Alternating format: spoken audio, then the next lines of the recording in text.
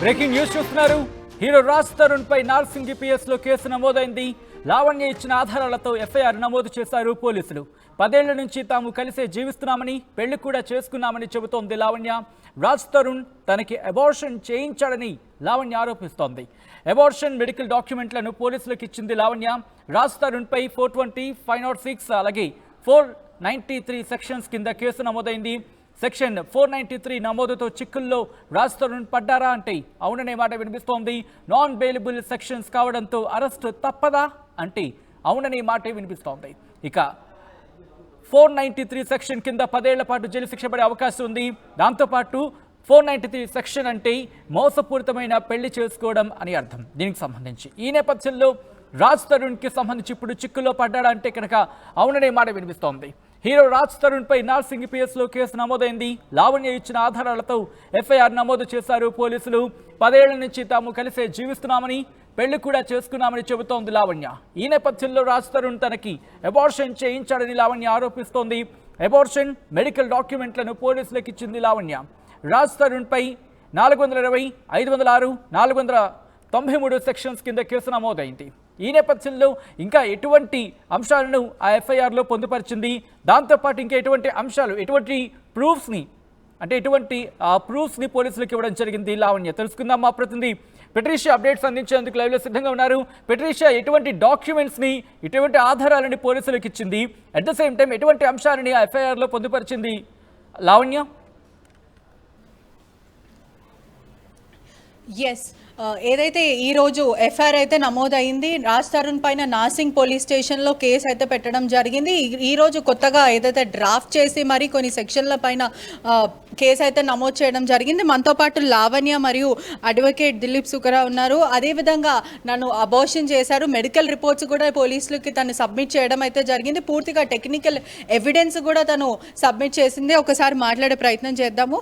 అంటే నిన్నటి వరకు ఒక వర్జన్ ఉండే లావణ్య, అది ఏదైతే నన్ను మోసం చేశాడు, పెళ్లి చేసుకుంటే ఒక ట్రయాంగిల్ లవ్ స్టోరీ నడిచింది. కానీ ఇప్పుడు మాత్రం కొత్తగా మరో కొత్త కేసెస్తోని కేసు అయితే నమోదు చేశారు. అదేవిధంగా అబార్షన్ అనే ఒక వార్త అయితే బయటకు వస్తుంది. అసలు ఎటువంటి ప్రూఫ్స్ మీరు సబ్మిట్ చేయడం జరిగింది?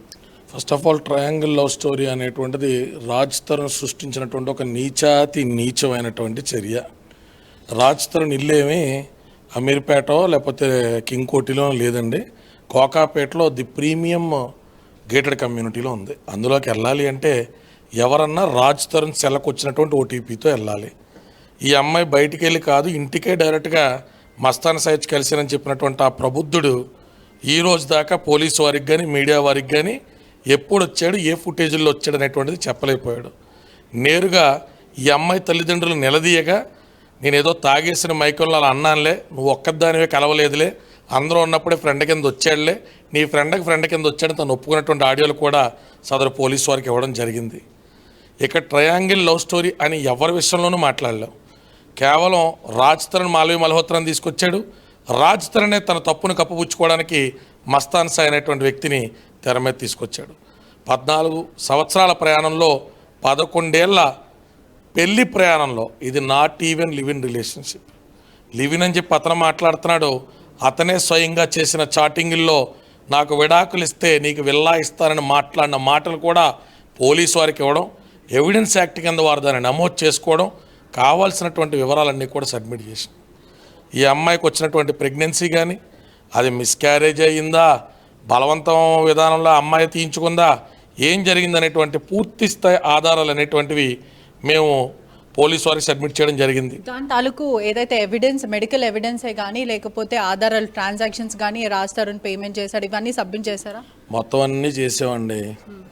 ఆ పిల్ల పాపం కడుపు కోతకి ఎలా గురైందో, ఆ అమ్మాయికి సంబంధించి ఇన్ఫెక్షన్ అయితే ఫాలోపియన్ ట్యూబ్యూల్ రప్చర్ అయితే ఆ అమ్మాయికి ఏ రకమైనటువంటి గైనకాలజికల్ ట్రీట్మెంట్లు చేశారో అన్ని వివరాలు కూడా మేము పోలీసు వారికి సబ్మిట్ చేయడం జరిగింది. ఎటువంటి కేసులు నమోదు చేశారు? ఒకవైపు 493 మరి 420 కాకుండా ఇంకేవి అంటే నాన్ బెయిలబుల్ ఆఫెన్స్ కనిపిస్తుంది. అదేవిధంగా 10 ఏళ్ల వరకు బయటకు వచ్చే అవకాశాలు కూడా కనిపిస్తలేదు. ఒకవేళ ప్రూవ్ అయితే ఖచ్చితంగా అతనికి ఇంప్రిజన్మెంట్ అనేటువంటిది లాంగ్ టర్మే పడుతుందండి. తనేదో చాలా తేలిగ్గా ఈ అమ్మాయి క్యారెక్టర్ని అసాసినేట్ చేసి బయటపడదాం అనుకుంటే తప్పు. నువ్వు నీతి మాలిన పనిచేసావు. 11 సంవత్సరాల లావణ్య చౌదరి అనేటువంటి పిల్లని వాళ్ళ తల్లిదండ్రుల దగ్గర నుంచి తీసుకొచ్చి పెళ్ళి అనే గుడిలో తాళి కట్టి ఆ పిల్లని అన్ని రకాలుగా నువ్వు, నీ తల్లిదండ్రులు, నీ మాజీ ప్రేయసులు, ప్రజెంట్ ప్రేయసులు అందరూ కలిపి పిచ్చిదని చేసి ఆటాడిచ్చారు. ఏమేం కేసులు ఎవరు పెట్టించారో, వెనకాతలు ఎవరున్నారో, నా క్లయింట్ రైల్వే స్టేషన్కి వస్తుంది ఢిల్లీ నుంచి అన్న సంగతి ఎవరు ఇన్ఫర్మేషన్ ఇచ్చారో, ఏ పోలీసు వాళ్ళ సహకారం తీసుకున్నావో, నా క్లయింట్ని ఎలా అరెస్ట్ చేయించావో మేము మీడియా ముందు చెప్తున్న ప్రతిదానికి మా దగ్గర ఆధారం ఉంది. నీకు దమ్ముంటే నువ్వు ప్రెస్ క్లబ్కి రా, మీడియా ముందుకు రా, నీ దగ్గర ఉన్న ఆధారాలు చూపించు, మా దగ్గర ఉన్న చూపెడదాం. విత్ ఇన్ కోర్ట్ అవని, అవుట్ ఆఫ్ కోర్ట్ అవని, నీ దగ్గర ఏముంటాయి ఆధారాలు చూపించి మాట్లాడు. గొడ్డ కాల్చి ముఖం మీద వేస్తా, మోజు తీరిపోయిన తర్వాత వదిలేసే ప్రాసెస్లో నిందలేస్తానంటే ఖచ్చితంగా పాపకు న్యాయం జరిగేదాకా ఏ ఎక్స్టెంట్ కంటే ఎక్స్టెంట్కి వెళ్తాం. అదేవిధంగా లావణ్య అది ఒక ఆడియో రికార్డింగ్ అనేది బయటపడింది. దాంట్లో చాలా అగ్రెసివ్గా మాట్లాడడం, అబ్యూజివ్ వర్డ్స్ మాట్లాడడం, దీనివల్ల తనకు ఒక సైకిక్ బిహేవియర్ వల్ల ఇదంతా తను డ్రగ్స్ తీసుకుంటుందేమో అని చెప్పి ఒక వార్త అయితే బయటకు వస్తుంది. దాని గురించి మీరేమంటారు? మీరు కూడా ఆడపిల్ల కదా, మళ్ళీ ఈ రకంగా కొట్టాక మీరు బూతులు తట్టరా? నాతో నీతులు చెప్తారండి. కొట్టామో కొట్టించుకున్నారో ఇద్దరో కొట్టుకున్నారో ఏం జరిగిందో రాస్తారు నోట్లోంచి రావాలా. ఏం జరిగింది ఈ పిల్ల ఈ రకంగా బ్లీడ్ అవ్వడానికి? బాధలో 100 మాడతారు. ఫ్రంట్ లాస్ట్లో ఎండింగ్ కట్ చేసి మీడియా ఛానల్స్కి రాజుతరనే పంపించాడని న్యూస్ ఛానల్స్కి మేము లీగల్ నోటీస్ పంపితే నిన్న సాయంత్రం వాళ్ళు మా దగ్గర ఫోన్ చేసి చెప్పిన రికార్డింగ్లు కూడా పోలీసు వాళ్ళకి ఇచ్చాం. అతని నీచపు బుద్ధి ఏ రకంగా ఉంది, ఏ రకంగా ఒక ఆడదాన్ని చీకట్లో రెచ్చగొట్టి మాట్లాడినటువంటి వెలుతుల్లో తీసుకొచ్చాడో ఆ నీచుడు గురించి 50 మంది ప్రజలకి పోలీసు వాళ్ళకి అర్థమైన తర్వాతే ఈరోజు ఎఫ్ఐఆర్ నమోదైంది. రైట్ లావణ్య, చెప్పండి. ఏదైతే ఆడియో బయటికి వచ్చిందో దాంట్లో మీరు చాలా అగ్రెసివ్గా, చాలా సైకిక్గా బిహేవ్ చేయడం, అంటే మీరు ఆ టైంలో డ్రగ్స్ తీసుకుంటారా, లేకపోతే దేని వల్ల, అంటే హైలీ ఆల్కహాల్ తాగడం వల్ల మీరు అలా అగ్రెసివ్గా బిహేవ్ చేస్తారా? దాని మీద మీరేమంటారు? నేను హైలీ ఆల్కహాల్ కూడా ఏం తీసుకోలేదు, డ్రగ్స్ కూడా ఏమీ లేవు.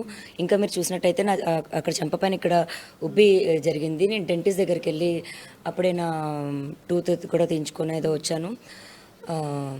అండ్ ఆల్కహాల్లో ఉన్నది ఇంకా అదే అంటే 3 డేస్గా నాకు ఇష్యూ అనేది జరిగింది.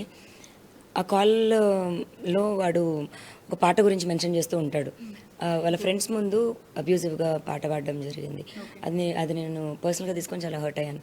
డైరెక్ట్గా నువ్వు లావణ్య అని మెన్షన్ చేయకపోయినా సరే పర్సనల్గా మనకు తెలుస్తుంది దేనికి చేస్తున్నాడు. ఇప్పుడు ఇదే రాస్తారని వచ్చి మీకు బహిరంగ మీడియా ముఖంగా సారీ, నా వల్లనే తప్పు జరిగింది, నేనే మీ క్యారెక్టర్ అసాసినేట్ చేశాను తప్పుగా, నన్ను వదిలే అంటే మీరేమంటారు? వదిలే అంటే ఏ రకంగా వదిలేయాలి? అంటే మీకు నేను కంపెన్సేట్ ఇస్తాను, లేకపోతే సాల్వ్ చేసుకుందాం ఈ మ్యాటర్ అని అలా అంటే మీరేం చెప్తారు? నేను కంపెన్సేషన్ కోసం వీళ్ళ కోసం అయితే అతను మన నలుగురం కూర్చొని మాట్లాడుకుందాము అన్న దగ్గర నేను హౌస్ యాక్సెప్ట్ చేసేదాన్ని. హౌస్ అన్నది నాకు సర్వైవల్లో ఇల్లు కోసము నేను కావాలి ఇది అనుకోలేదు.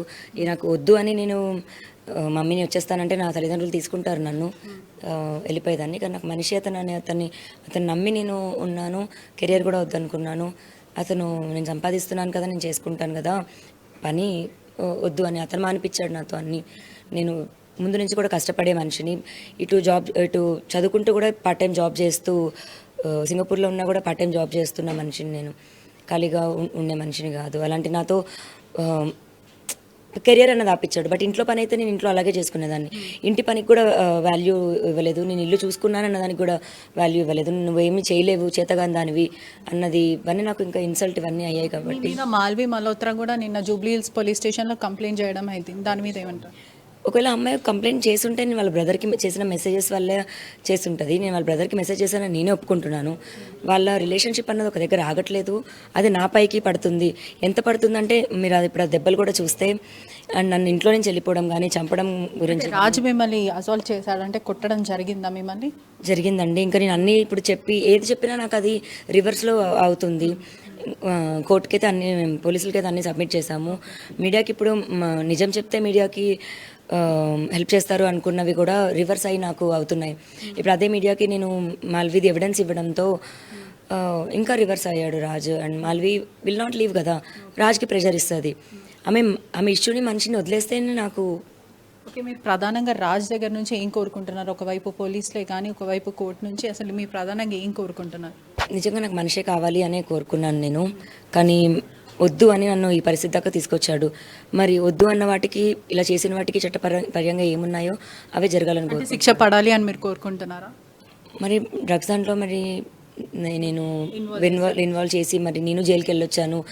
మరి ఇంత జరిగినా మారట్లేదు ఒక మనిషి అంటే ఆ ప్లేస్ అనేది మారుస్తుందేమో అని నేను అనుకుంటున్నాను. Maybe let him go and come. అదేవిధంగా రాజ్ తరుణ్ మీద ఎఫ్ఐఆర్స్ ఉన్నాయి, అనేక ఇండస్ట్రీ వాళ్ళతో ఎఫ్ఐఆర్స్ పెట్టుకున్నారని చెప్తున్నారు. దాని యొక్క ఎవిడెన్స్ మీరు పోలీసులకు సబ్మిట్ చేయడం జరిగిందా? అంటే మేము అది రాతపూర్వకంగా అయితే మరి లేదు, బట్ అతను ఏం చేశాడు ఇన్ని సంవత్సరాల నుంచి అన్నదైతే ఇవ్వడం జరిగింది. ఎటువంటి ఎవిడెన్స్ మీరు సబ్మిట్ చేశారు? అంటే టెక్నికల్ కానీ ఫొటోస్లో కానీ ఎటువంటి ఎవిడెన్స్? ఎవ్రీథింగ్ అన్నీ చేసాం. రైట్. అదేవిధంగా లావణ్య చెప్పేది ఏంటంటే పూర్తిగా కూడా సుమారుగా 700 ఫొటోస్ వరకు ఎవిడెన్స్ అనేది మేము సబ్మిట్ చేయడం అయితే జరిగింది. దాని మీద ప్రధానంగా కూడా పోలీసులకు ఏదైతే అబార్షన్ చేయించినట్టు రాజ్ ట్రాన్సాక్షన్ చేసినట్టు పూర్తిగా కూడా మేమంతా సబ్మిట్ చేస్తాము. అదేవిధంగా నాన్ బెయిలబుల్ ఒఫెన్స్ కింద మేము కేసులు బుక్ చేయడం జరిగింది 420. అదేవిధంగా ఇవన్నీ కూడా మేము ఒఫెన్సివ్ ఇవన్నీ కూడా పోలీసుల కింద కేసులు నమోదు చేసాము. అదేవిధంగా అతను ఒకవేళ నన్ను యాక్సెప్ట్ చేస్తే తిరిగి మళ్ళీ పెళ్లి చేసుకోవాలి, లేదంటే చట్టపరంగా ఎటువంటి శిక్ష పడాలి, నేను ఖచ్చితంగా పడాలి అని లావణ్య కోరుకుంటుంది. మొత్తంగా అయితే మాత్రం రాజ్ తరుణ్కి అవును హీరో రాజ్ తరుణ్పై నార్సింగ్ పిఎస్లో కేసు నమోదైంది. లావణ్య ఇచ్చిన ఆధారాలతో ఎఫ్ఐఆర్ నమోదు చేశారు పోలీసులు. 10 ఏళ్ల నుంచి తాము కలిసే జీవిస్తున్నామని పెళ్లి కూడా చేసుకున్నామని చెబుతోంది లావణ్య. రాజ్ తరుణ్ తనకి అబార్షన్ చేయించాడని లావణ్య ఆరోపిస్తోంది. అబార్షన్ మెడికల్ డాక్యుమెంట్లను పోలీసులకు ఇచ్చింది లావణ్య. రాజ్ తరుణ్పై 420, 506, 493 సెక్షన్స్ కింద కేసు నమోదైంది. సెక్షన్ 493 నమోదుతో రాజ్ తరుణ్ ఇప్పుడు చిక్కుల్లో పడ్డారా అంటే అవుననే మాట వినిపిస్తోంది. నాన్ బెయిలబుల్ సెక్షన్స్ కావడంతో అరెస్టు తప్పదా అనే మాట కూడా ఇప్పుడు వినిపిస్తోంది. 493 సెక్షన్ కింద 10 ఏళ్ల జైలు శిక్ష పడే అవకాశం ఉంది. అలాగే సెక్షన్ 493 అంటే మోసపూరితమైన పెళ్లి చేసుకోవడం అని అర్థం. ఈ నేపథ్యంలో ఏం జరగబోతుందనే ఒక ఉత్కంఠ మాత్రం కొనసాగుతోంది.